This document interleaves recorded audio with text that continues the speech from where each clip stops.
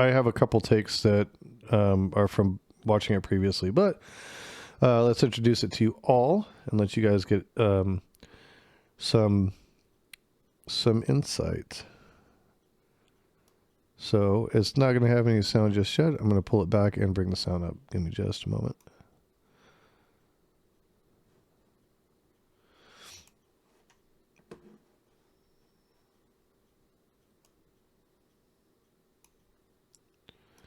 Meeting. All right, and there's douchebag Shapiro starting it off. I don't know who this guy Max Corner is, but he had this up on his page. I don't know his political leanings, but kind of start off. Let me ask each of you to introduce the other. Ben, would you like to introduce Anna? Sure. So this is Anna Kasparian. She is, first of all, big round of applause for Anna because this is a Chamber of Commerce meeting.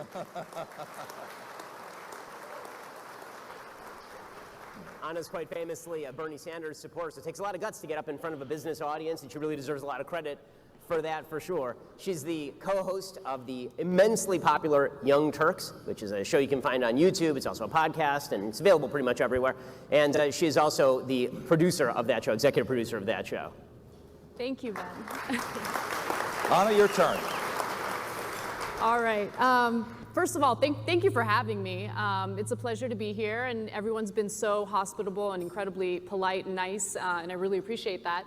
Ben, I just found out, based on what Jean told me, suggested me to be part of this conversation, and I really appreciate that. Ben is the co-founder of the Daily Wire, incredibly well-known, especially in the media space, the new media space specifically, but he's certainly made his rounds in traditional... man, Mike, it sure does look like it, doesn't it? Like this is the shittiest filming I've ever seen. I caught a little bit of it on the Young Turks today, and I was like, man, Jake's got to be like, what were they doing there, Yeah, it was filmed from a surveillance camera. Traditional media as well. And he has really popularized a lot of conservative ideals, conservative beliefs that I think were getting a little played out by some of the old guard of conservatism.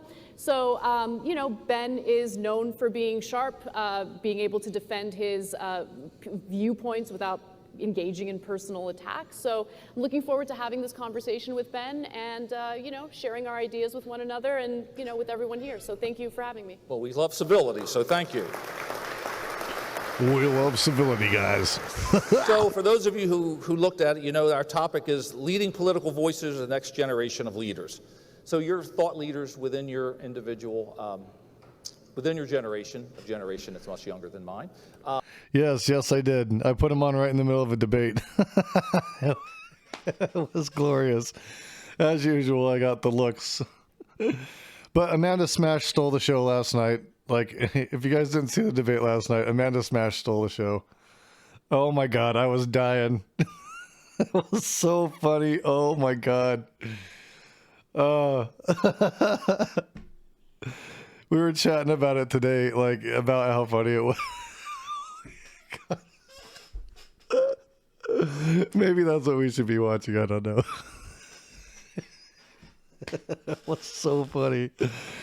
Anyways, there's VODs of it up. There's, if you're a subscriber on the Twitch channel, which you can subscribe just by, if you have a Prime account, you can subscribe through your Prime account.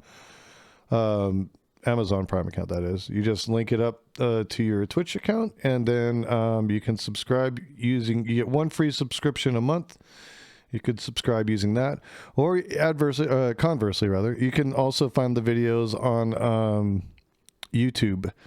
There is a link in my link tree. We aren't cool enough to have a super special link that isn't a bunch of jarbled characters, but hey, if you want to go there, you certainly can. You can also just go to YouTube and look up Jason Society. Don't click on the first two. Those are about the Jason Scholars, Jason Society group, which the name is based on, but that is not me. So if you're interested in that, you can do that. But yeah, this is... that was pretty live compared to this one. Anyways, continue. What would you like the people of your generation to know moving forward? Anna, let's start with you. Well, I think that my generation is certainly pretty passionate about changing things, certainly changing the way that they work and live.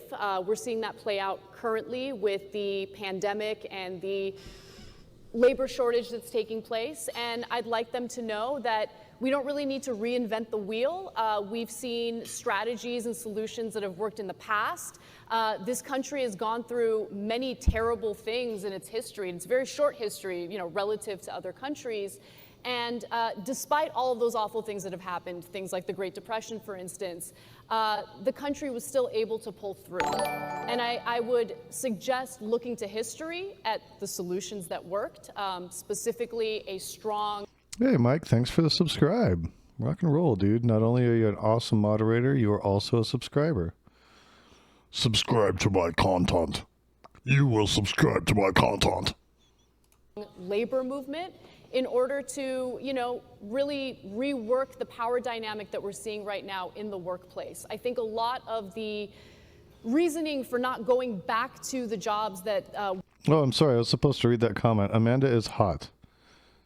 I will pass that along.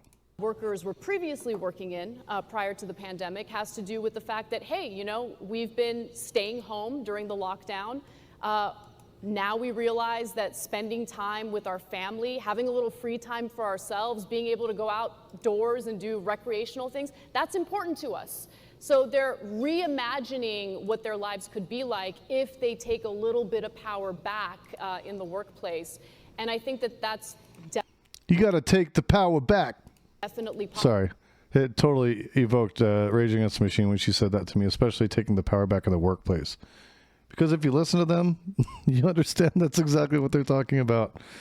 They wanted to, they're anarcho-socialists. They all studied under Chomsky. So if you didn't know that, now you know.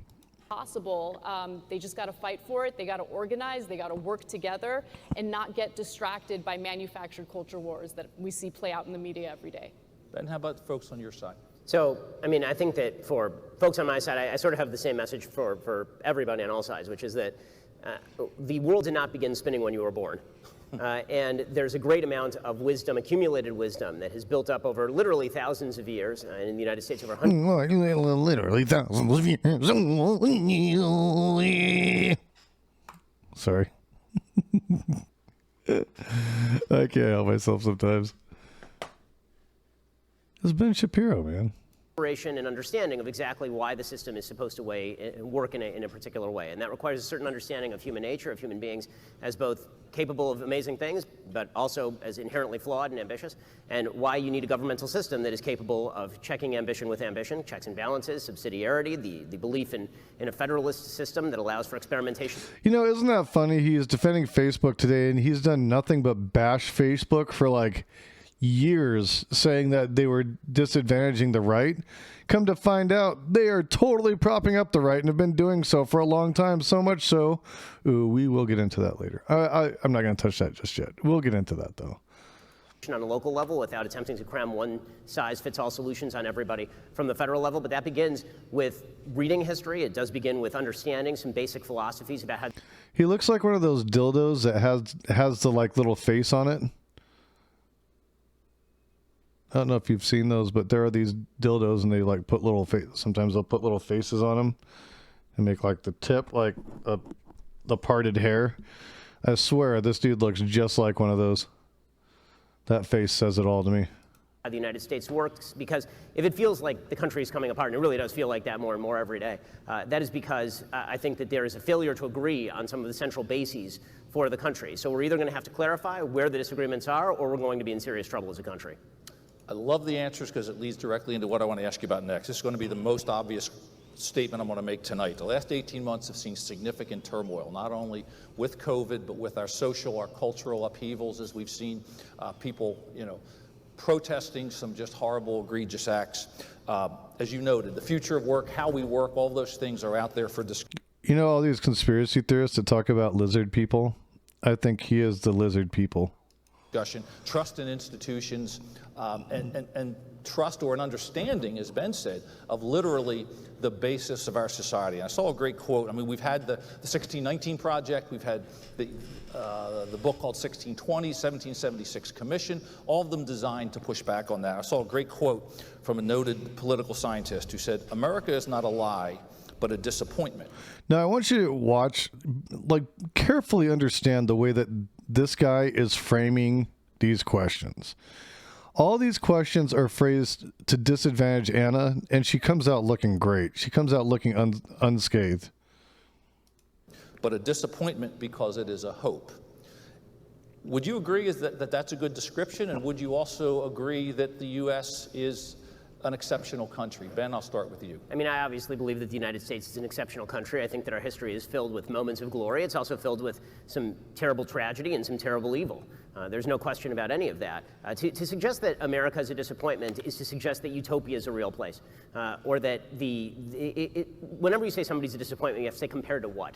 What exactly are you shooting for? Compared to the ideal, of course, everybody's a disappointment. Saints are disappointments compared to the ideal. But if what you're talking about is America as a...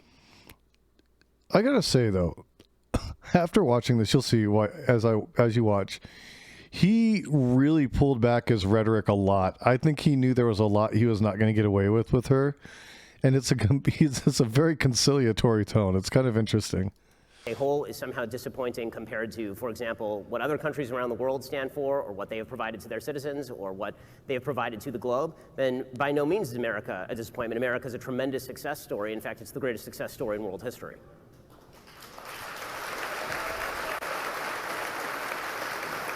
Now, okay, you saw them clap for him. Now you're going to understand what a hostile audience this is for her. Watch this.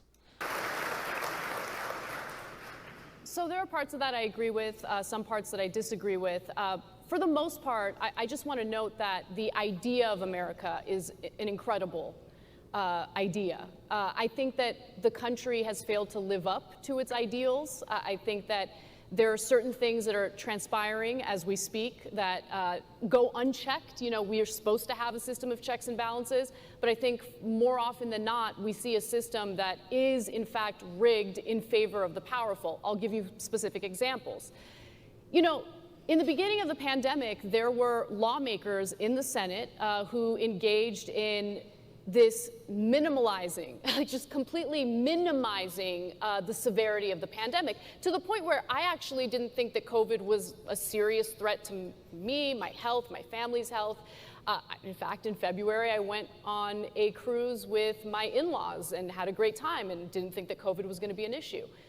Then I find out, of course, a month later, everything starts shutting down. People I know get incredibly sick. And then news reports come out in regard to members of the Senate who had a classified briefing, closed-door briefing on the severity of COVID, and immediately turned around and started selling their stocks. They started buying tech stocks, realizing that people are likely to work home, so they might need to invest in technology or companies that offer technologies that make that possible. Basically, there's insider trading happening within the Senate. And I'm saying it out loud, and I'm saying it on a regular basis because that kind of activity, that type of behavior, first of all, is illegal for the average American, should not be legal for members of the Senate. The fact that we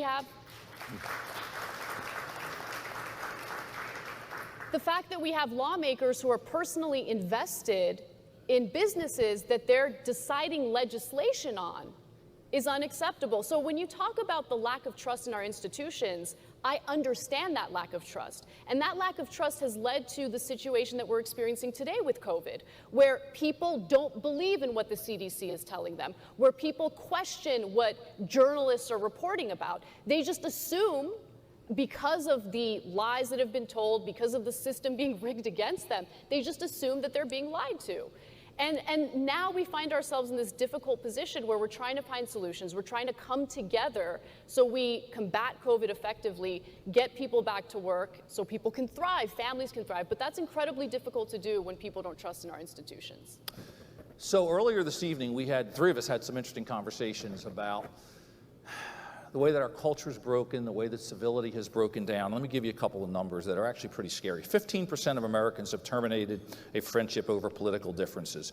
The reality is 53% of the R's have a Democrat friend, only 32% of Democrats have a Republican friend.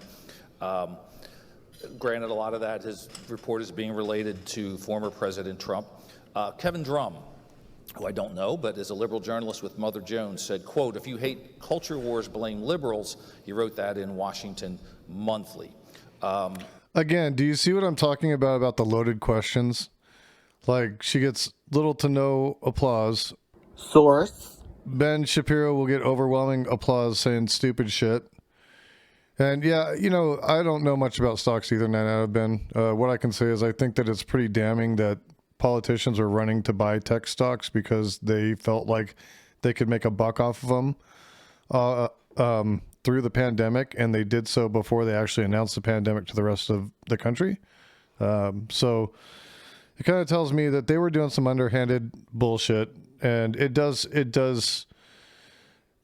make it very hard to trust people. It makes it very hard to trust, you know, people in government when you have that.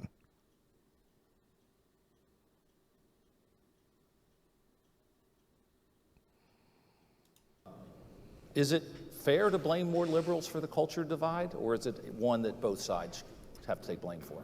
I think that both sides certainly engage in manufactured culture wars, and it's frustrating to see it. Full disclosure, I myself have... I can understand that. Maybe she should have just said stocks, left it at that, you know. Engaged in it, and I think instead of being oblivious or delusional about it, it's important to acknowledge when you've made the mistakes, right? And because some of them, including Rand Paul actually, he purchased stock in a medical treatment company as opposed to like one of the pharma companies that created the antibiotic, what do you want to call it? The vaccine. And interestingly enough, he's one that has been telling people not to get the vaccine. Why? Because he makes a lot of money off of those investments in treating the illness as opposed to prevention. so the demonizing doesn't help. At the end of the day, we have to realize that we're all Americans. Based as hell, 9 out of Ben. Based as hell. I 100% agree with you.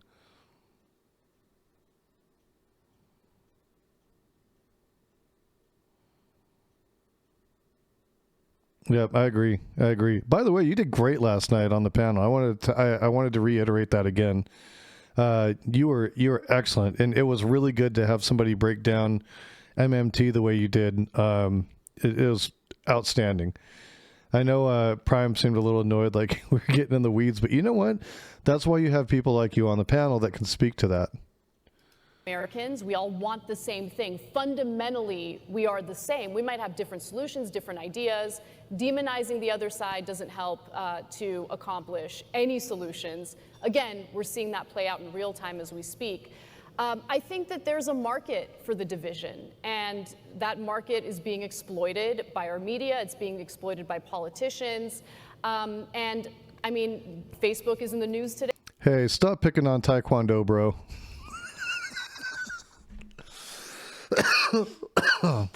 Show Taekwondo bro some love.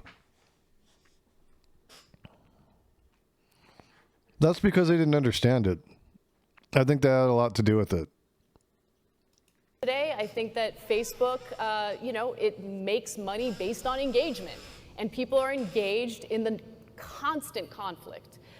So it's important to be honest about what the real threats in society are. I think it's important to focus on why it is that, you know, certain industries, including the media, engage in this culture of division. And we ought to talk about how the incentives are in the wrong place. I mean, there are no incentives to engage in, you know, friendly conversation or friendly debate. I hate that my chair keeps, you know, and I'm short, so I'm trying to figure out how to do this. Place. I don't know. I hate turning my back to people. Here, I'll just do this. I'll sit on the ground. But, you know, she learned how to sit in the chair the right way. I'm happy for you, Anna. I know you know how to sit in the chair the right way. I'm just kidding. we got to be aware of why it is that people engage in the divisive rhetoric that they engage in. There's a profit motive behind it oftentimes. I see it play out in the media. It's really, really hard not to fall victim to it myself, right? But when I take a step back and I look at where the country is right now, it's shameful. You know, we don't see each other as fellow Americans. We don't see each other as even fellow colleagues or workers in the workplace. Everyone has a political identity and that's it. And that's not helpful. I think the division in the country is incredibly embarrassing, especially on a world stage. And we got to be more cognizant of that as we engage in political discussions. I certainly agree with an enormous amount of what Anna is saying about the nature of sort of the world that we live in, where people feel as though they are going to be ostracized socially. They feel that they might be fired depending on their political point of view. They feel as though if they make comments openly, and this is true for pretty much everybody across the political aisle, actually, with the exception of people who consider themselves on the far left. According to Cato's study, basically every political subgroup in the United States feels uncomfortable speaking openly about what they believe, except if you're on the far left, because then you get to find people's old tweets and do that sort of stuff. But oh, come on. That's such a piece of shit, bullshit-ass argument. Get the fuck out of here, Ben Shapiro. And not just relevant. You know, the people on the right do the same shit. They try to dig up dirt on fucking everybody. The way that most people experience interactions with the government, particularly the federal government or with politics generally, is not always based on tax rates or the very minute internecine debates that we have over $3.5 trillion bills that nobody. All good, Ben. I get it. You know, we were up late doing the thing, and I slept all day today. So, yeah, love having you around. Stick out as long as you want. We always appreciate it. And thanks for stopping in as well. He knows what's in, and then everybody just votes before they read the thing. A lot of the way that people engage in politics, and I'm sure we'll get into it, but I think that a lot of the ways that socially, there's been a pretty strong push from the left over the course of the last 10 years in particular, and it's driven a lot of reactionary resentment on the part of people who are on the right. And I would suggest that a lot of the support for President Trump, for example, was driven by precisely that. It wasn't just about his economic program, which differed from sort of the traditional laissez-faire Republican economic program. A lot of it was about the idea that they wanted to own the libs. That's what it was all about. And all of this. And so to pretend that the culture war either doesn't exist, or that people are making it up in their imagination, or that they are overestimating the impact of it on their life, is to ignore guys.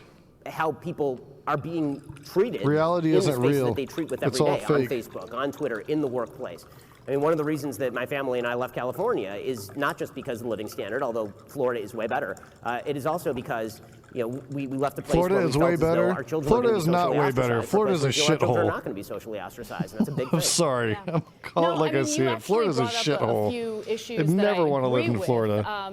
Number one issue is the constant policing of people's pasts, what they've said in the past. I think holding people to the current standards based on the current culture.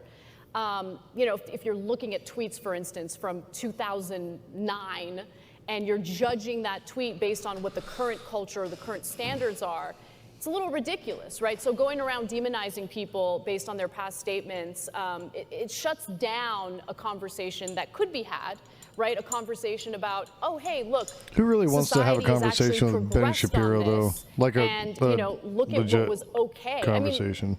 I mean, you have late night hosts who were in blackface not too long ago, right? But the culture has changed. I think that, you know, society as a whole, not everyone, but society as a whole has realized, oh, well, blackface has a pretty terrible history, and maybe it's not a good idea to dress like that as like a cute little Halloween costume.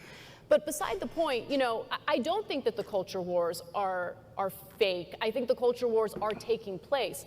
The point that I'm trying to make is that oftentimes, whatever the culture war is of that moment, it is manufactured as a distraction.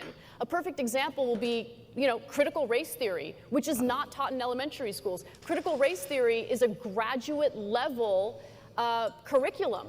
And the fact that it's turned into some weird, like, oh, we need to ban critical race theory in elementary schools, it's ridiculous and a massive distraction that I think is intentionally meant to be a distraction from what people are really feeling frustrated about. The precariousness of their lives, of their work lives, the fact that people feel overworked, that they have no control over the work that they're doing, that They feel alienated over the work that they're doing. These are very real issues, and I think that, you know, the fact that it's really largely been ignored by both the press and the very political leaders. Yeah, go work in a call center for a little while. You'll understand what it feels like to be alienated for working. You get alienated by customers, you get alienated by your bosses, you get alienated by your fellow employees. It's a shit show. Who were elected to represent them in the first place has led to the anger that we're seeing bubbling up both on the left and the right. Ben, I think you wanted to make a couple comments. Yeah, I mean, this will be a very quick note. I mean, I obviously disagree with you about critical race theory and whether it is taught in the public schools. Critical race theory, which I studied in law school, it started off as a legal theory, but it has an element of praxis and practice that was meant to be implemented, which is why it is taught in education schools as well. And why. Did you notice what he did there? He felt like he had to explain to her what praxis was. And I'm sitting here like, are you kidding me? Are you kidding me? Are you seriously like trying to dumb it down for her, you freaking moron? Oh my God, dude. This guy is such a condescending piece of shit. In elementary schools? Yes, though? a very boiled down. I mean, Ibram X. Kendi is preaching a very boiled down version of critical race theory, and his book is assigned in elementary schools. I mean, the fact is that when you are having elementary school students who are having to check off boxes with regard to their race and then explain to each other whether they are historically privileged or not in 4th or 5th grade, that's a very dumbed down version of critical race theory. There's sort of a game that gets played with regard to legal theories that end up being boiled down. Intersectionality is another great example of this. Kimberly Crenshaw writes a very intelligent law review article about intersectionality and how you can be a member of more than one minority group and be discriminated against in a variety of ways. And then that is used as the basis for a much broader move in American political life. And then as soon as you point that out, they say, well, that's not intersectionality, it's the original law review article. That's a bit of no true Scotsman games playing. And so I object to that. And look, it is a relevant issue when you have Terry McAuliffe, who's running for governor of Virginia, literally saying in open debate that it should not be parents who are making the educational decisions for their children. It should be the people in education. I mean, that is a culture war issue that I think is of key importance to people who have kids, right? Well, see, I mean, I think that that's part of what leads to the lack of trust in our institutions. I mean, yes, as a parent, you get to make decisions about which school you want your kid to go to. If you're uncomfortable with the public school curriculum, you can take a look at private school options. Shout out to Pirate Hempress, if you don't want stopping that, you in can saying hi. But who gets to be the, I mean, Hey, we're talking Pirate about Hempress, parents I hope you're making having a good those night. decisions. Who gets to be the arbiter of, you know, which parent gets to be the arbiter of what gets taught in any particular public school? I'm Go not check really out her buying stream, that too. they're learning She's about got a great critical stream. race It's theory or fun. even a boiled down A lot of cosplay stuff. I'm positive that, you know, elementary schools are not learning about systemic racism. And even if they are, even if it's a boiled down version of that, learning about systemic racism is important. I think that that's something that's an issue in this country that gets ignored or completely denied, and I think that's wrong. I think that's what also leads to the division that we're experiencing. Well, that's going to be the major cultural war issue, right? Because the fact is that I, as a parent, believe that if you're going to teach... You think there's no systemic racism? I believe that it depends on how you define systemic racism. Oh my God, dude, are you fucking kidding me? He gives me an aneurysm. What do you mean? How do you define systemic racism? It's been defined. If you can't look it up and figure it out, homeboy, you're the one with the problem. So if you're talking about legal regimens of racism, no. If you're talking about history has after effects, of course. So I think there's a real problem with semantic overload in a lot of our political conversations. And when people say systemic racism, sometimes what they mean by systemic racism is history has consequences. You can't have 150 years of, 300 years of slavery followed by Jim Crow and that not have after effects, which of course is true. And sometimes what they mean is that every inequality in American public life is due to some systemic inequity that is currently taking place in the United States, which I think is it. Yeah, I definitely don't see Ben Shapiro hanging out with a bunch of black guys. I'm just not seeing it. Or really Latino people or Asian people. Like, I'm just not seeing it. I don't see it one bit. Absolutely 100% false. I mean, we certainly see that playing out in our criminal justice system. Are you going to deny that, or are you going to say that, let's say, African Americans or Latinos are just inherently more criminal or I'm not going to say either of those things. I'm going to say that so as why an are they overrepresented in our prisons? I mean, especially hold on, when hold you on. This may be beyond Hold on. Listen to this answer because he just contradicted himself, right? Watch what he says here. This is like the biggest, like somebody twisting themselves up in knots to try to maintain their point, and it does not work for me. Of our conversation, but the answer is because not all groups commit crimes at the same level. That has nothing to do with genetics. That has Right. everything to do So- with circumstances. Did you guys hold those and thoughts on culture. education? Because I do want to get back to some of that too, but Sure. let me move on to something else we talked about. We talked about the trust issue, and there's some very interesting surveys out there on trust. Gallup did a survey. There's a drop across the board in trust in all institutions except law enforcement. Do you see how he did that though? He's like, hey, there isn't a problem with systemic racism. I don't believe that it's a genetic thing, which she didn't say anything about it being a genetic thing. She said there's more Black and Latino representation in prisons because of an unfair justice system. He turned it and said some groups create more crime than others. No, you freaking moron. You are such a dumbass. I'm sorry. Like, I can't even with this dude sometimes. Which is very interesting. Congress, sorry for my friends there, is the lowest. Media is down there almost as low as Congress. Those that rank the highest were small business and the military. So this low media rank, is that fair, or is that being manufactured as part of a culture war? Oh, it's fair.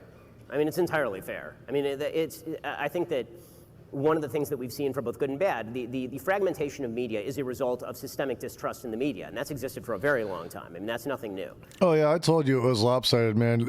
It's Chamber of Commerce. So, she walked into the lion's den. It's kind of like me going on CTV's Wolf's Den or whatever and coming out unscathed. You'll see. She is absolutely wonderful in this. And I think that it's completely fair for people to look at the media. I know there are people on the left who think that the media is too right-wing, right? Obviously, we on the right think that the media is far too left-wing. But I think that sort of distrust in media sources is very often justified. I think that we're requiring more of people than we used to in the past, because once people have realized that there's an inherently political angle to how people cover the news, now we're asking them, if you want a full rounded diet, you actually have to choose it yourself, right? You have to cultivate yourself to watch the Young Turks and then watch my show and decide who you agree with, and where there's sort of a common locus of fact, that's the fact and everything else is the opinion. That's asking a lot of viewers, where we didn't used to ask very much of viewers at all, right? You just turn on the evening news and buy whatever Walter Cronkite is saying, whether it's true or not. The difference is a break in the FCC regulations that created this monster. Okay, FCC used to regulate news programming very strictly. Okay, and I'll give you just a kind of example of what used to transpire. If a news show wanted to do analysis or editorials on something, they had to actually put up verbiage in their chyrons saying that this is an editorial, that this is the opinion of the panelist or whoever, and that it should be treated as such. That was done away with. I believe that was done away with under Reagan. It may have even been Clinton. I can't remember. Yeah, it was called the Fairness Doctrine, is what it was. It was introduced in 1949. It was a policy that required the holders of broadcast license both to present controversial issues of public importance and to do so in a manner that was honest, equitable, and balanced. FCC eliminated the policy in 1987 and removed the rule that implemented the policy from the Federal Register in August 2011. So there was kind of a dual effect going on here. Okay, so 1987 would have been under Reagan, but then they removed the policy from the Federal Register in 2011, and that would have been under what, Obama, right?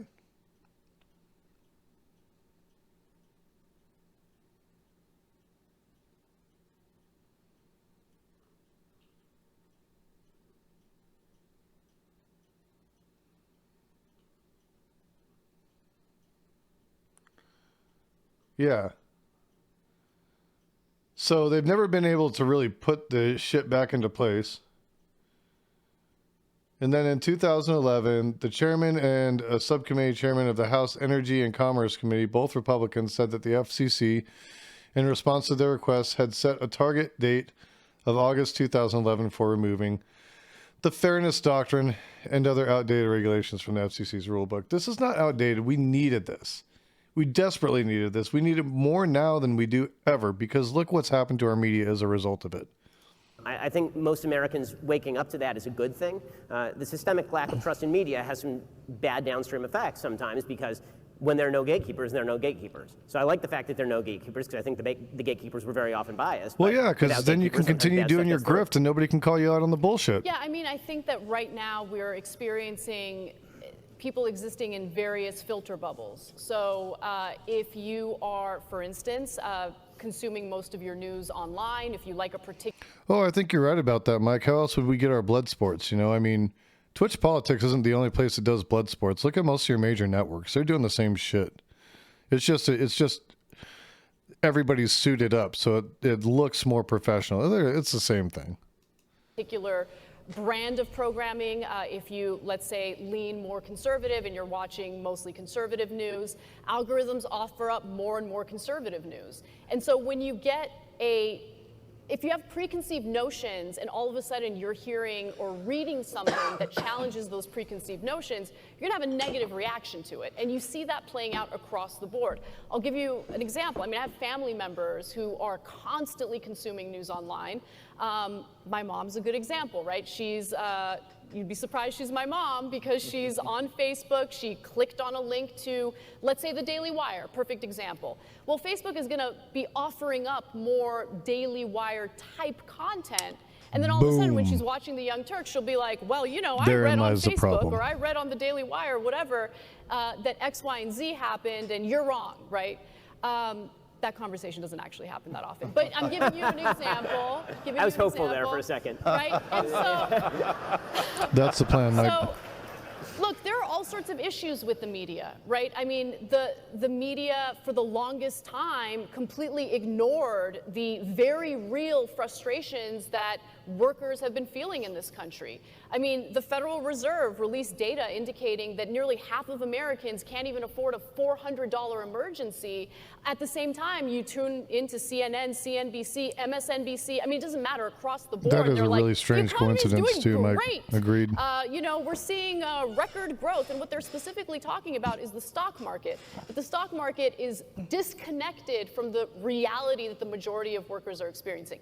So I think that that type of stuff leads to people feeling, you know, distrustful toward the press. At the same time, they exist in these filter bubbles and have their preconceived notions. It's hard to challenge that.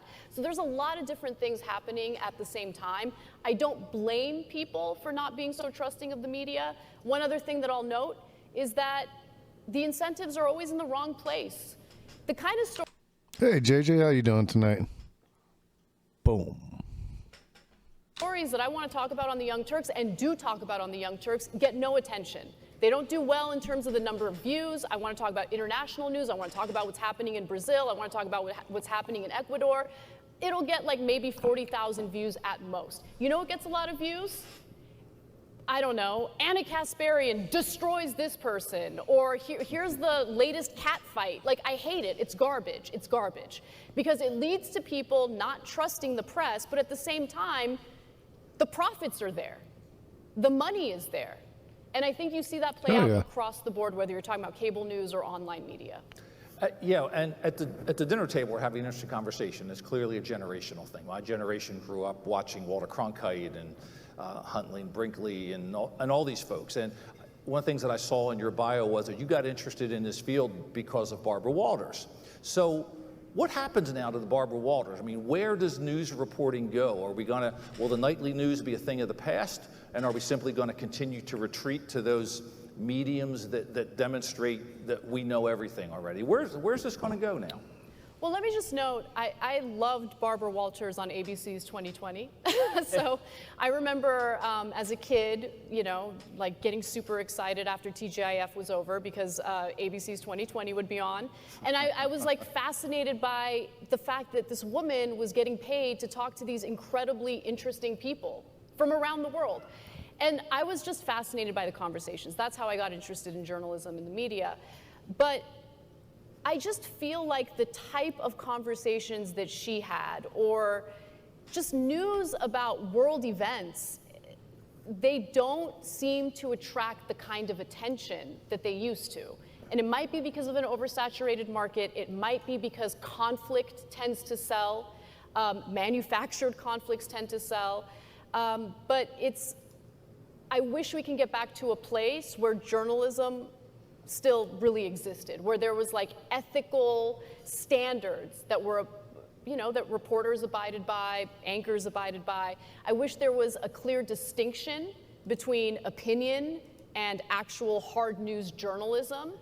This is what I talk about with my journalism students whenever I have the time to teach. I always tell them, I'm like, look, there's a difference between what I do, which is analysis, opinion, and what you should be doing as an investigative journalist, for instance. Going out there and actually gathering the news, talking to both sides, not equating both sides and acting as if, you're completely neutral, but making sure that you gather the facts on the ground and report them as they are. It's really hard to find that these days. There's still great journalism taking place. I wouldn't be able to do my analysis or my job without that great journalism taking place. But these are the people who are oftentimes not paid well, ignored, and don't get any of the benefits that someone might in the media if you engage in the conflict nonsense. Can we go back, Ben, and separate the fact-based from the opinion now, or is it going to be conflated for the foreseeable future? I think the truth is that was a relatively modern construct. If you go back to the foundations of the Republic, the people who were reporting were also doing opinion, and that was true all the way through the beginning of the 20th century. It was really only with Walter Lippmann in the 1920s that you start talking about objective standards in journalism. And there's a difference between an objective standard that you apply to how a story is reported and being an objective reporter, meaning you have no politics at all. And I think, frankly, if you want to reinstall some sort of institutional trust, it would be good for reporters to say, here's who I voted for, and then here are also the facts that I am reporting on, because otherwise it ends up being a gotcha, right? I see how you're reporting that. I see what you're doing. I know what you really think about this story. So that's a major issue. I think the other big issue, obviously, I mentioned gatekeepers before. I'm very wary of the reinstallation of institutional gatekeepers, because if you want to talk about market incentives, the big players have all the incentives to ensure that they are the ones who maintain their access via the gates. And this is one of my great fears with some sites that we've been very successful with, like Facebook, is that reestablishing the idea that there are quote-unquote trusted news sources, and those all coincidentally are legacy media sources, means that everybody who's not a legacy media source, somebody who started up a company in the last 10 years, right, we opened our doors in 2015, we're not legacy media. And so we don't have that legacy. So now you're shutting out all the players who are actually entering the market. So you actually mentioned, again, just a little bit of a shift because you got my attention earlier. You're both born and raised in California. You left, you stayed, but we had an interesting conversation at the dinner table that maybe your perspectives on California aren't all that different. Ben, I know you said you were afraid your kids were going to have a difficult time because of their political views. So are you sad that you left California? Or tell us? I have not thought for one day about that decision. It was one of the best decisions that I have ever made for my family. We are overjoyed. Florida is a wonderful state. Basically, because of my Orthodox Jewish faith, that means that I had to move to a place that had some significant Jewish resources. And so I was looking for a place I love how he had throws those that out there. He loves was throwing in a that red shit out state, there all the preferably freaking 0% time. state income tax. And that narrowed it down to basically Dallas and Florida. I think he's trying to do it to like pose himself as some kind of oppressed class, and it's like, dude, you're freaking rich. You've always had money. Your parents had money. Like, that's fine. What the hell are you talking about? Services back in California. So in our area, which was a fairly decent suburb, you had just an inundation Go cry me a river, homie. in the area. Like, my kids could not walk around the neighborhood. We'd open up our front gate. There'd be a person shooting heroin in their foot literally in front of our house, or a person passed out on the street. We had our business on Ventura Boulevard. We had to board up windows during the George Floyd, some protests, some riots. We had. He's hedging there. If you guys watched him on his show, he did not call it some protests, some riots. He's doing that because he knows Anna will own the shit out of him if he says that it was all riots, which is exactly what he was pumping on his show. That's what I'm saying. He's hedging. He's pulling back his rhetoric because he knows he's going to get called out on it.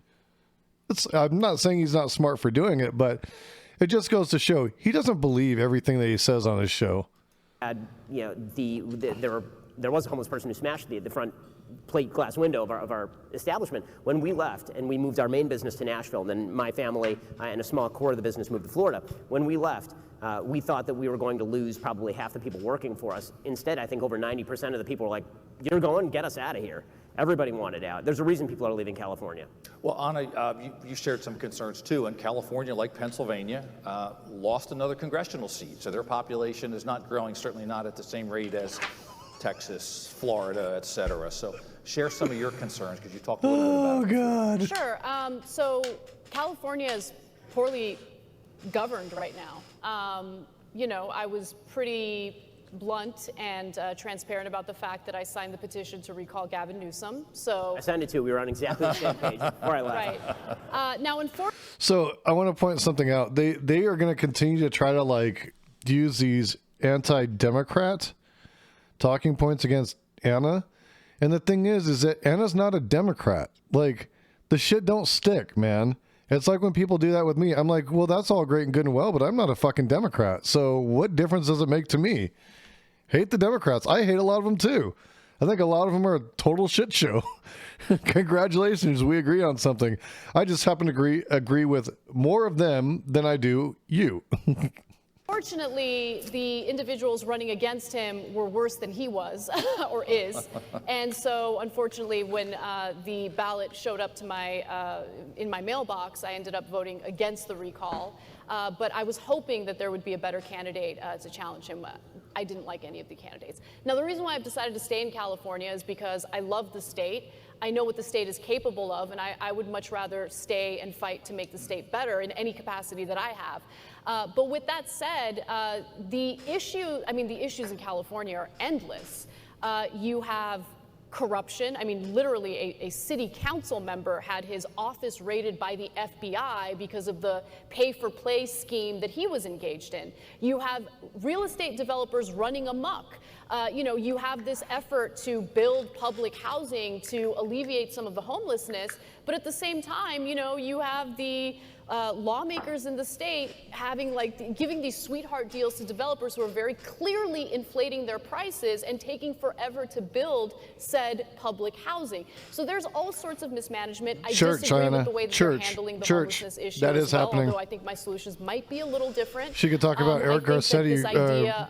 She could talk about Eric Garcetti redirecting funds for these housing projects into policing projects, which has been utterly disastrous in LA. But I'll let her continue. Being incredibly laxed with camping has been pretty disastrous and has attracted, homelessness isn't just a California issue, it's an issue throughout the country.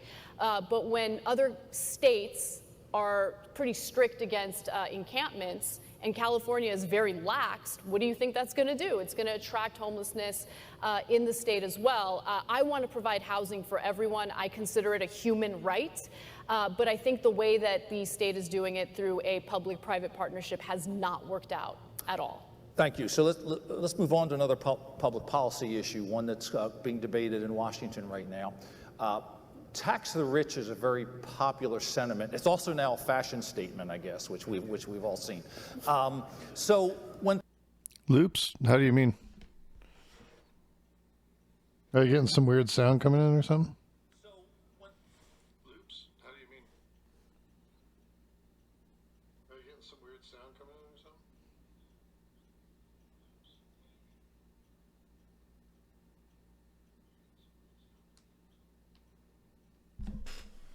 Oh, okay. Yeah, it could be a buffering issue. You can try dropping the stream and coming back in. That's another thing you can do too. I only broadcast at 720p usually because it makes it easier for people to watch it on their phones. But yeah, that can definitely cause some issues for you.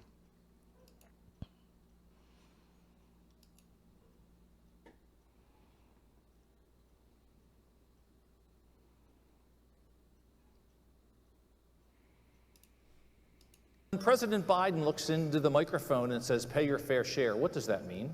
It means that if you're one of the 55 corporations that literally paid absolutely nothing in federal income taxes in 2020, and in fact received $3.5 billion in tax refunds or rebates, or tax refunds, I should say, maybe you should pay your fair share. But here's the thing, if the tax code is written in a way where corporations can legally take advantage of loopholes and incredibly low effective corporate tax rates, they're gonna do it, right? So it's one thing to say pay your fair share, it's another thing to actually write a tax code that is a little more equitable and ensures that everyone is in fact paying their fair share. Ben, what's pay your fair share mean? I mean, the obvious answer would be a flat tax, but the longer answer is that the United States has one of the I mean, the obvious answer is a flat tax, but most progressive income tax systems on planet Earth. Most of the systems in, for example, Northern Europe are far less progressive. The top tax rate kicks in a lot lower on the income scale because you have to pay for the large-scale social services. The people who are at the top of the income bracket in the United States, yeah, the top that'll do it quintile, for me. essentially pays all net taxes in the United States. Not some, not most, all. And the reason for that is because there are tax transfers, and the transfer of payments that are inherent in public services do not accrue to the people at the top of the tax bracket. They accrue to everybody else who's receiving that sort of funding. When we talk about higher taxes on corporations, we do not have one of the world's lowest corporate tax rates. We are somewhere in the middle.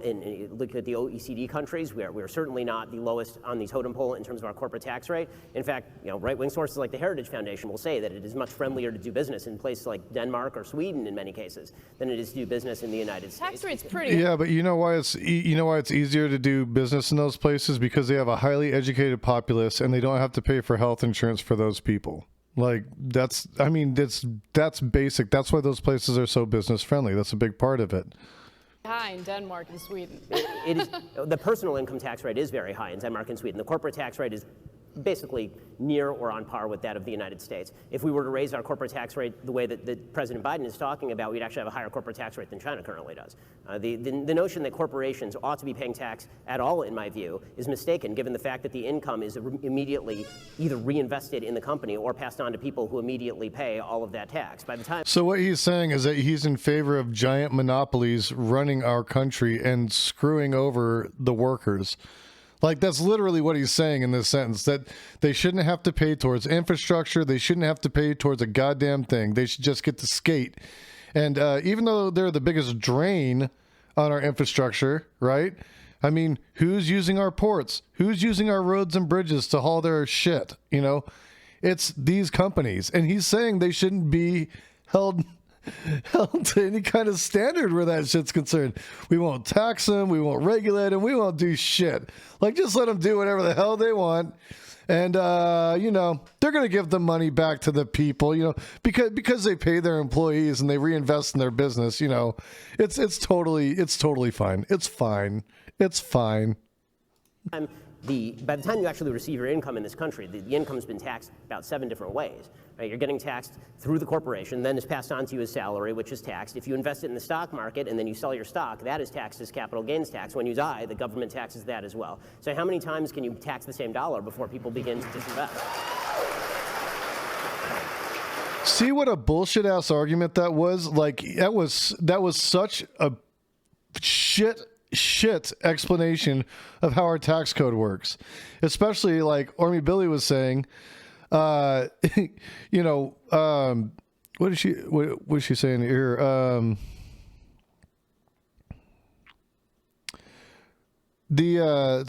maybe it was somebody else that had mentioned that there's tax loopholes and they get out of paying all this shit anyways, like even with the taxes in place.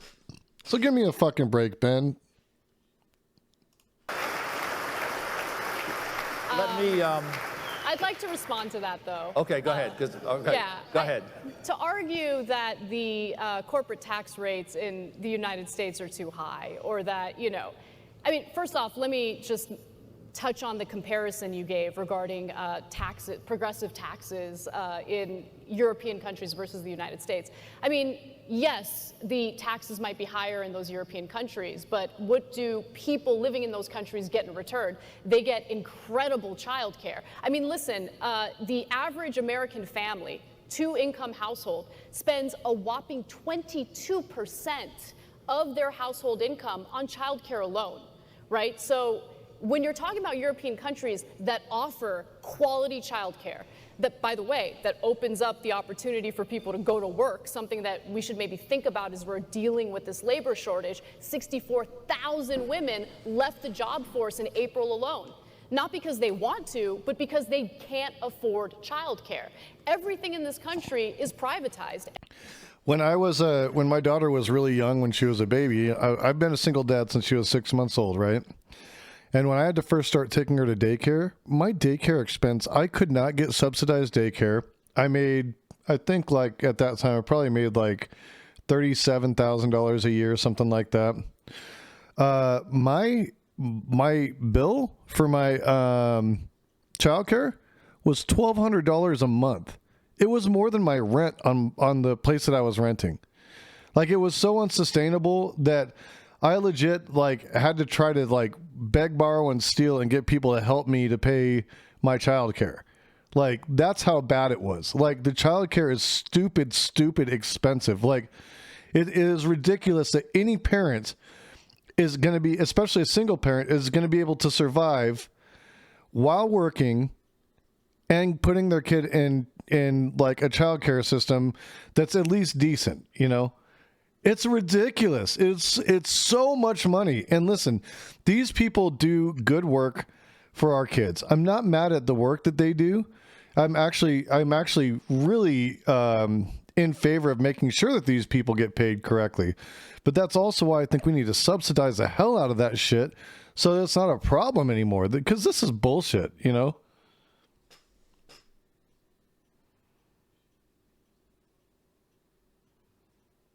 Everything has a for-profit model, and there's consequences that come along with that, including for the business community that might want, you know, a more robust social safety net program, social safety net to ensure that people feel comfortable enough to go to work.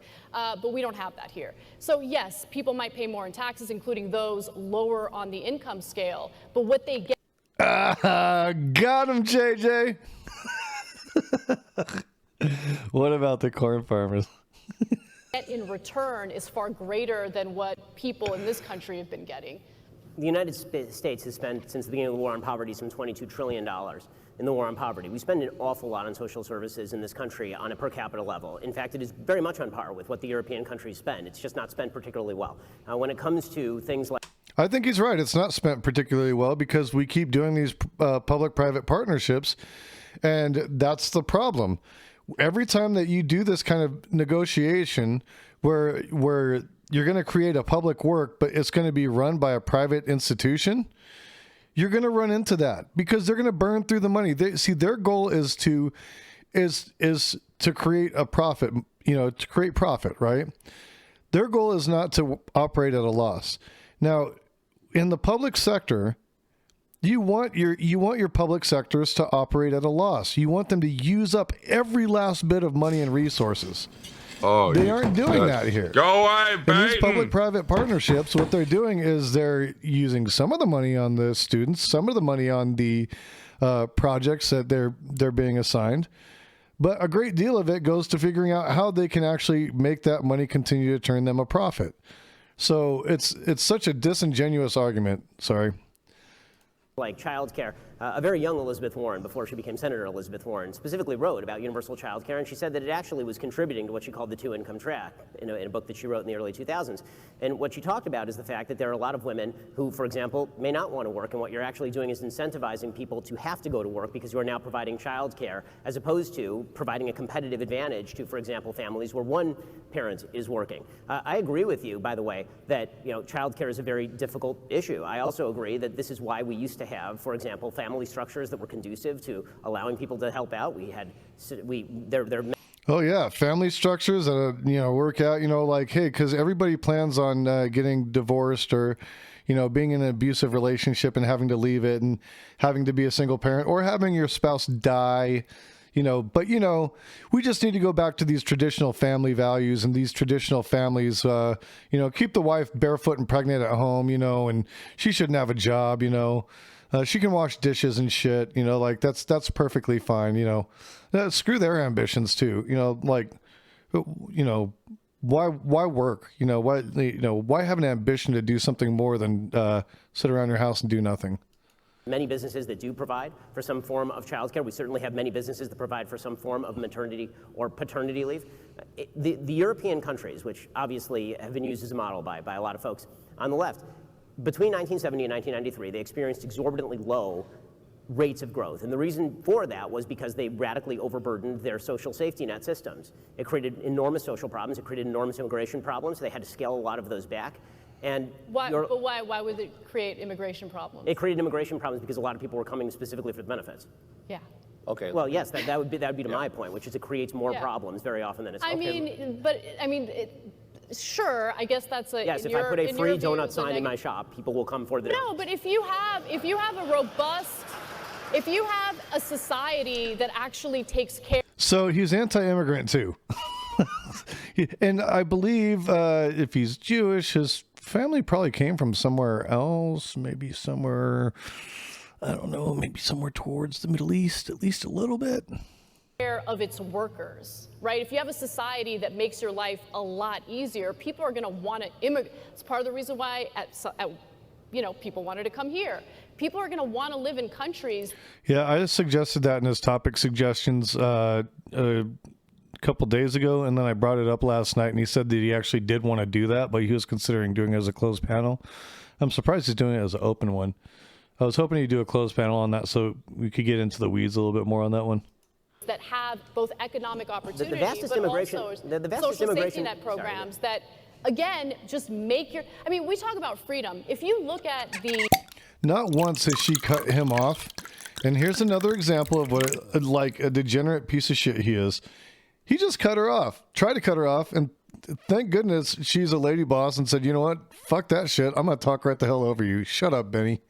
The World Freedom Index, okay? We like to think of the United States as the freest country. We're not the freest country. You look at that list, we're like pretty low down compared to a lot of these Nordic countries. Denmark is top of that list.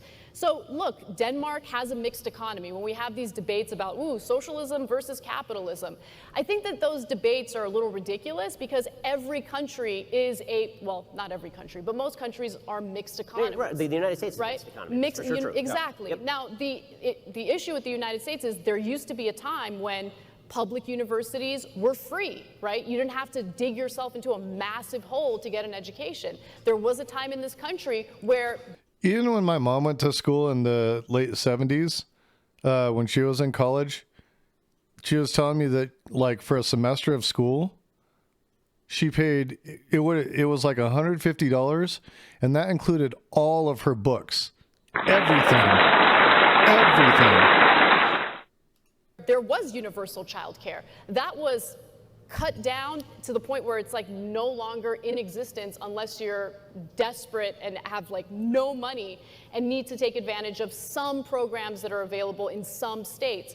But my point is, like, we have an issue here where on one hand, we're experiencing a labor shortage. We want people to go back to work. On the other hand, people literally can't afford the childcare necessary in order to put their kids in a daycare, put their kids in childcare, and be able to go to work without their entire paycheck. The Biden bill removes many work requirements for many of the payments that are being made to people, and it's incentivizing people not to go back to work, which is why we have 10 million open jobs in the United States and people not coming. We don't have people going back to work because these jobs don't pay enough to sustain people, and they'd have to work 5 freaking jobs to make ends meet. That doesn't make any sense. That's stupid, Ben Shapiro. If the job market doesn't create good paying jobs, then there really aren't jobs to go back to. What there is indentured servitude. Get the fuck out of here. That is not what that bill does. In fact, that's not what that bill. Are you talking about the $3.5 trillion reconciliation bill? I am talking about the $3.5 trillion bill. The $3.5 trillion reconciliation bill offers universal pre-K, which opens up the opportunity for mothers to go to work if they want to go to work.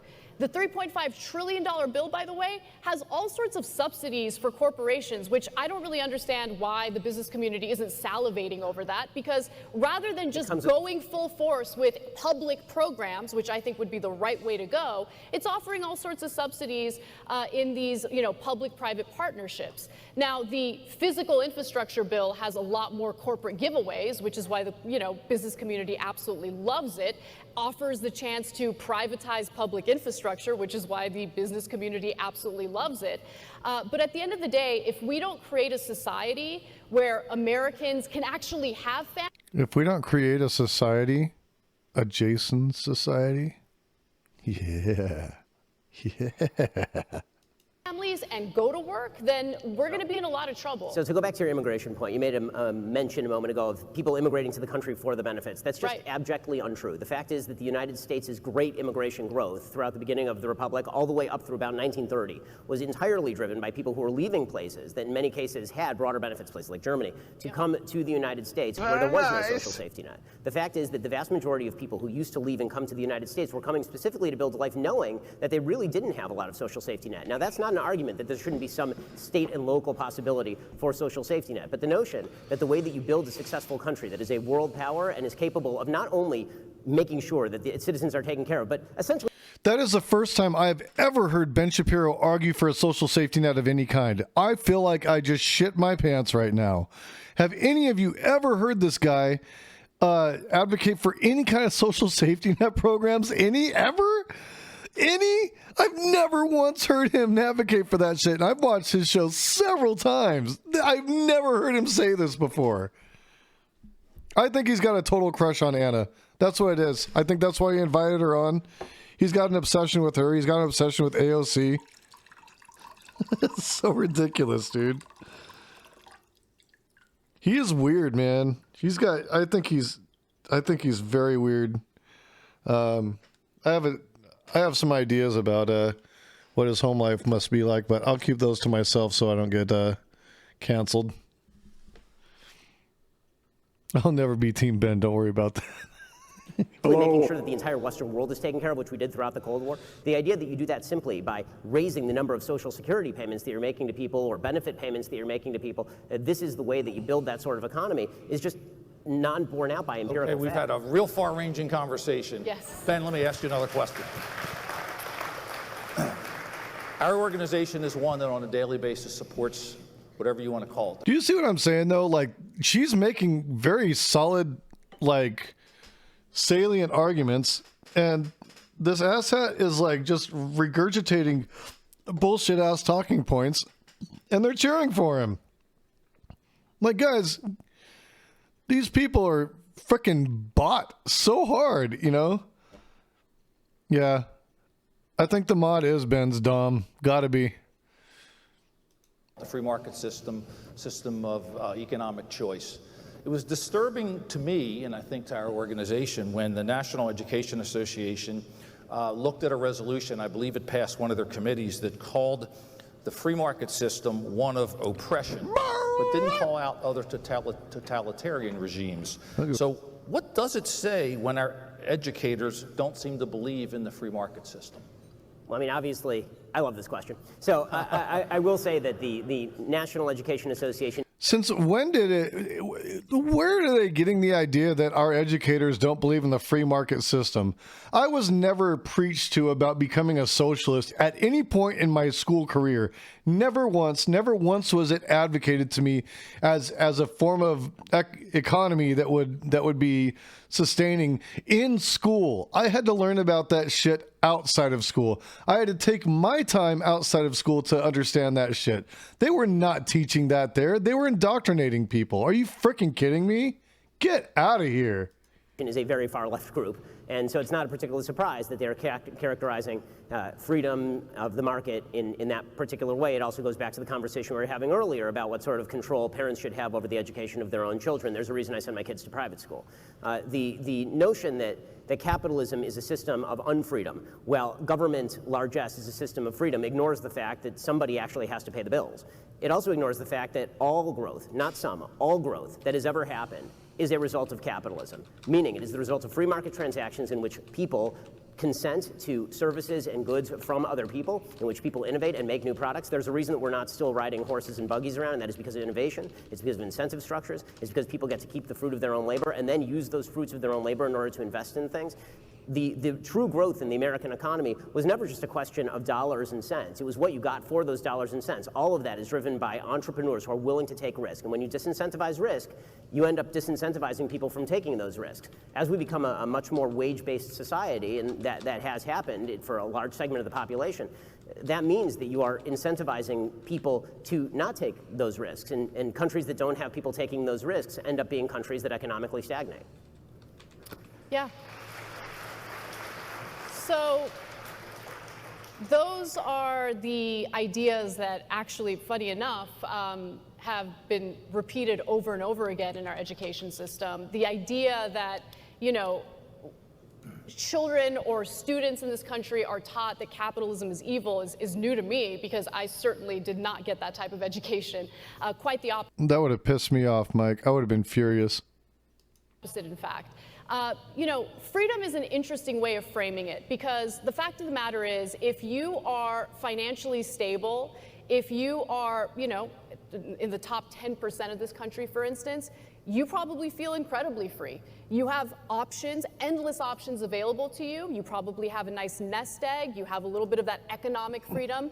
But, you know, there are two different things at play. Number one, well, when you look at what is incentivized under capitalism, it's actually led to a lot of our own civil liberties being violated. For instance, data collection that takes place on a regular basis without our own knowledge by these social media companies, by these tech companies who make their money not off of advertising, for instance. They make the majority of their money off of selling our personal information to data brokers. It's part of the reason why there are websites right now, so-called data brokers, that just sell our personal information, including where we live, what our phone number is, where we've worked.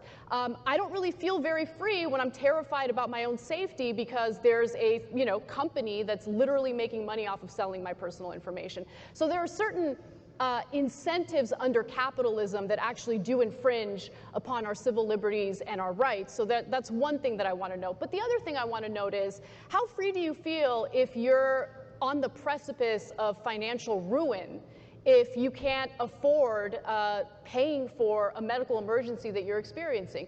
What do you do when you don't have health insurance, which tens of millions of Americans right now don't have because of the exorbitant prices associated with it? How free do you feel if you're a wage worker who has not experienced your real wages increase in literally decades? Wages have not kept up with inflation. So how free do you feel when you want to leave your job, but you can't because your health care benefits are tied to that work or tied to that job? I mean, freedom, again, is an interesting way of framing it, because I would venture to say that there's a significant portion of the population in the United States, significant portion of workers in this country, that do not, in fact, feel free, in fact, have experienced the precarious nature of a capitalistic system that forces them to work endlessly, if they're lucky, in a full-time job, if they're unlucky, in several part-time jobs that they cobble together with no benefits just to make ends meet. Let me give you 30 seconds, because I want to move on something with that. I'll just say, I think that there's a bit of a definitional game that's very often played with the word freedom. Freedom obviously has two separate meanings. Isaiah Berlin talked extensively about the difference between positive liberty and negative liberty. What you're talking about are things that people need and things that people want, and that is not the same thing as liberty. I'm talking about what people need. People need health care. I don't disagree that people need health care, but to characterize that as a freedom is a very different thing. If the goal of the government is to provide you the opportunity to seek things, right, then that is not the same thing as the government providing those things to you directly. Nor is it the same thing as the government seizing that thing from one person and giving it to you here. To characterize it as freedom is a real mischaracterization. Again, I'm happy to discuss whether or not we should change the programming here, but I think that the sleight of hand that's played by equating freedom of speech, for example, or freedom from being murdered on the street, or freedom to dispose of your capital as you see fit, to characterize that in the same language that we'd use to discuss why you need a house, it's a difference in kind. It's apples and oranges. Yeah. So let me just quickly Okay, go ahead. I want to ask you a final question. point, Go ahead. Because you know, this idea of taking something from one person and giving it to the redistribution issue, which I think oftentimes is framed inaccurately. You know, when we talk about redistribution of wealth, I mean, look at the amount of money that gets invested by our federal government in the form of research and development, whether we're talking about pharmaceutical companies or even companies like Tesla. The seed money from Tesla did not come from private investors. In fact, the same year that Obama's administration invested in the failed Solyndra project, they also invested the same amount into Tesla. And guess what? Tesla ended up being a massive success. The only downside to it, though, is that now you have Elon Musk, who's whining and crying about having to pay his fair share of taxes when, during the pandemic, he became, for a brief period of time, the richest man literally in the world, right? So I agree with you about subsidies, by the way. Right. Yeah. So Welcome to libertarianism. So look, those investments need to be made. That research and development needs to take place because private investors are not willing to take the risks necessary.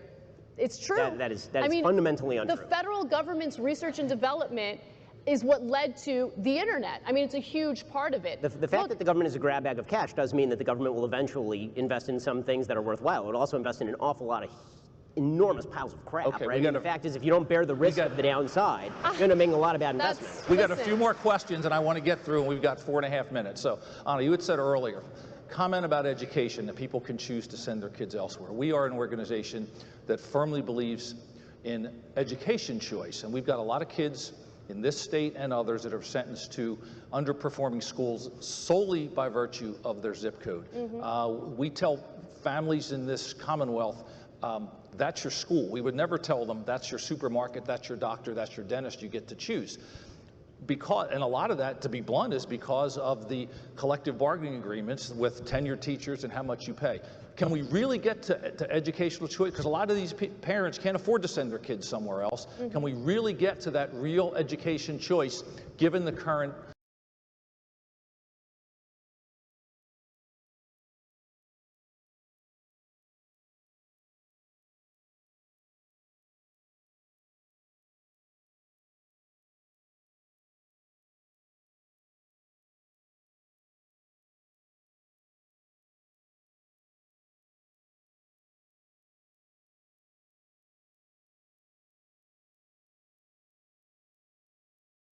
state of collective bargaining in this Commonwealth and in this country to a large degree? Yeah, absolutely. I'm going to say something that's incredibly unpopular with this group, and that's not at all. totally fine. The best education in the world currently takes place in Finland. They have the top education model, and they have completely banned private education. I would do the same. Okay, so first of all, Finland is not the United States. She got two claps on that one. There's a frequent attempt that it does happen a lot, where people will take something that has worked in Sweden or something that's worked in Norway or something that's worked in Finland, and they'll say, what if we just take that, import it here, and it'll work exactly the same way? And it typically does not work. The fact is that Finnish Americans make more money in the United States than they do in Finland, for example. They have longer life expectancies in the United States than they do in Finland. This is true of Swedish Americans. It's true of Nordic Americans. Life expectancy Yeah, I in was messing Finland with is my much higher than headset the a little United bit. States. Sorry about that. Hold on. It's only 78 years. No, which is, by the way, comparable to Cuba. Anna, 78 years. hold on a second. You're correct. The life expectancy in Finland is longer than the life expectancy in the United States. That's not what I said. I said the life expectancy for Finnish Americans is longer in the United States. That is an apples to apples comparison as opposed to comparing completely different populations, and that's kind of my point.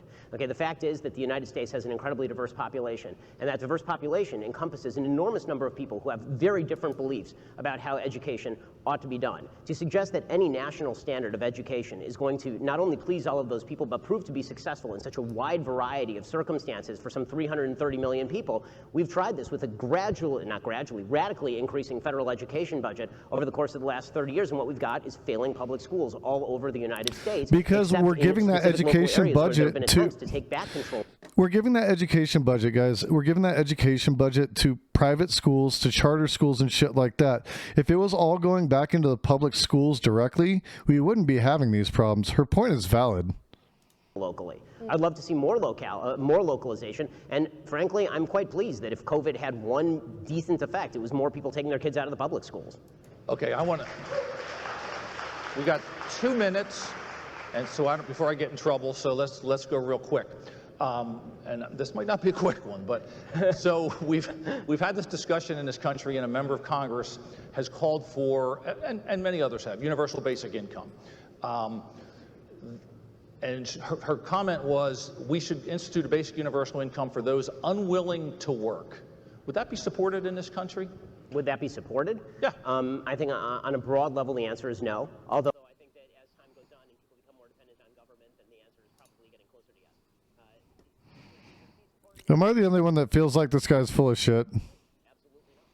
I don't see why the government should be incentivizing people who don't want to work and have no excuse not to work, not to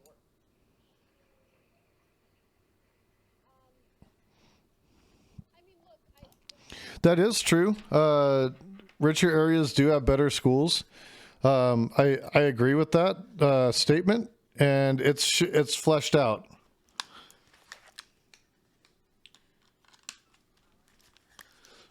Because that has to do with lower property taxes, right? If the property taxes are lower, naturally you're going to be in a situation where the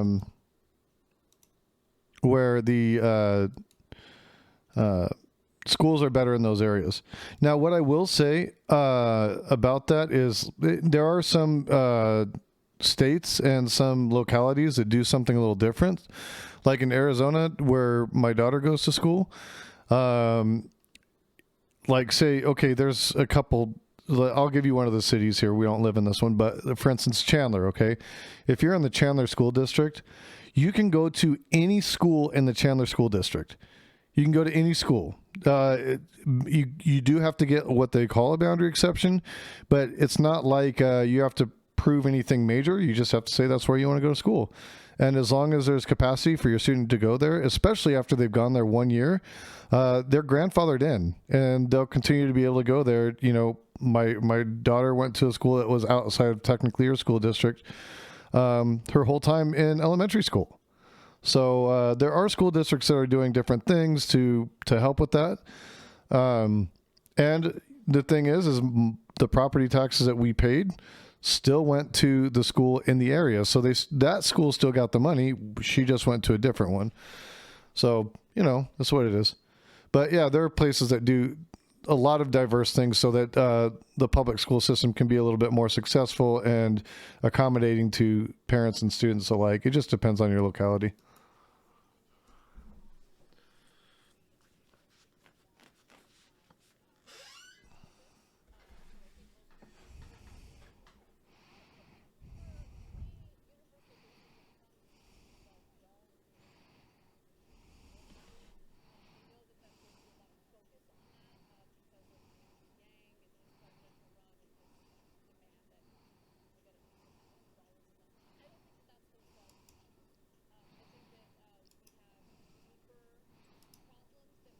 With and just throwing money at something in the form of a universal basic income is not going to solve that issue.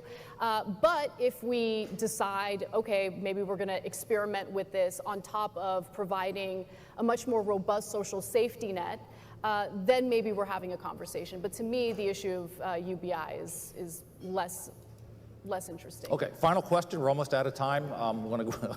They can't go over too long because then I get the hook. We've talked a lot about where we're going and a lot of pessimism and a lot of concerns.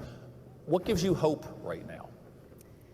What gives me hope is the younger generation and just how fired up they are about experimenting with different solutions.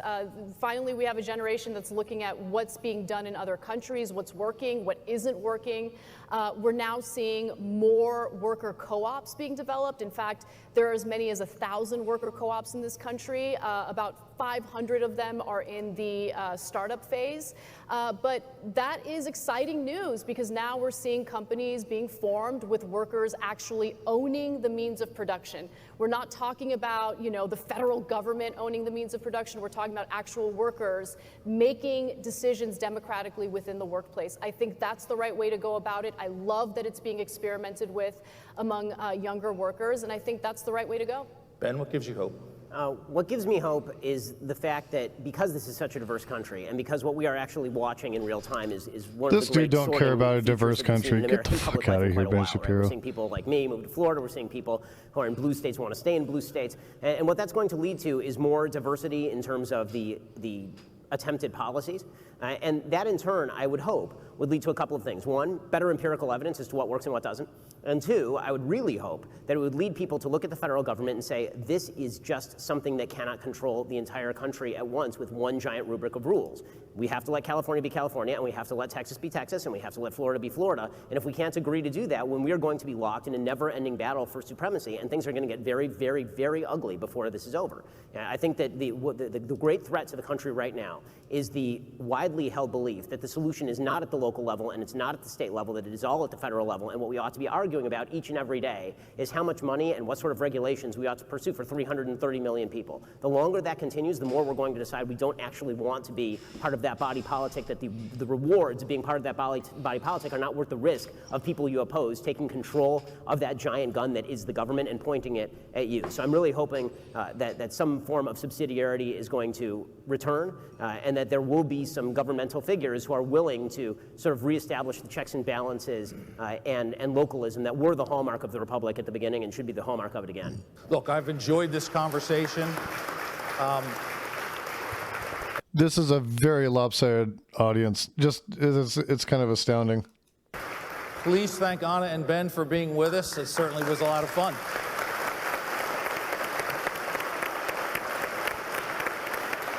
And thanks to all of you for coming out. Appreciate it. Thanks.